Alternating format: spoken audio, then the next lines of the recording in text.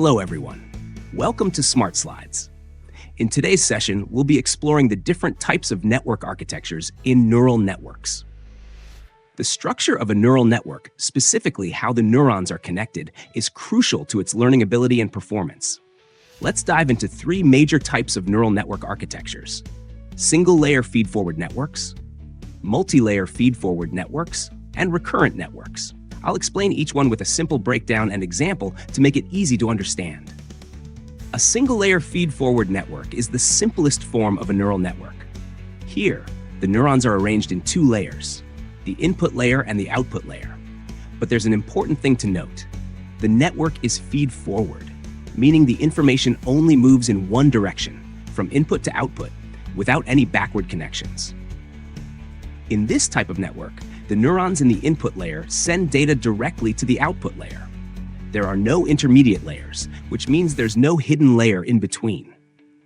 Imagine you have 4 input nodes and 4 computational neurons in the output layer.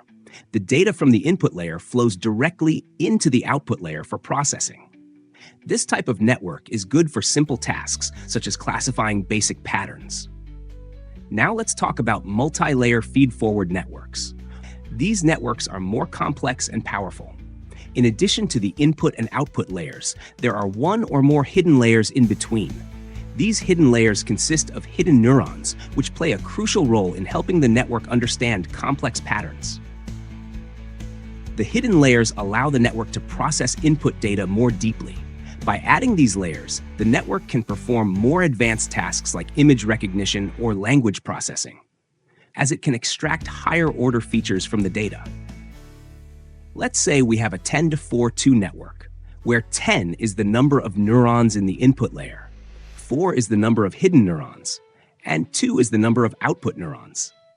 The input data is processed through the input layer, then passed through the hidden layer for more complex processing, and finally reaches the output layer to make a prediction. Finally, we have recurrent networks, which are a bit more advanced. These networks are unique because they have feedback loops. What this means is that, in addition to the usual flow of information from input to output, the network can send information back into itself, creating a circular or recurrent connection. The feedback loops in recurrent networks allow them to process sequences of data, like time series or sentences in a language. This makes them great for tasks like speech recognition, language translation, and time series forecasting. The presence of these loops means the network can remember past information, which is critical when dealing with sequential data.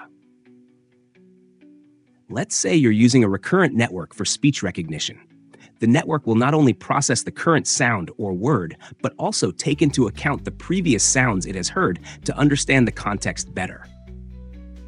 I hope this session helped you understand the different network architectures used in neural networks.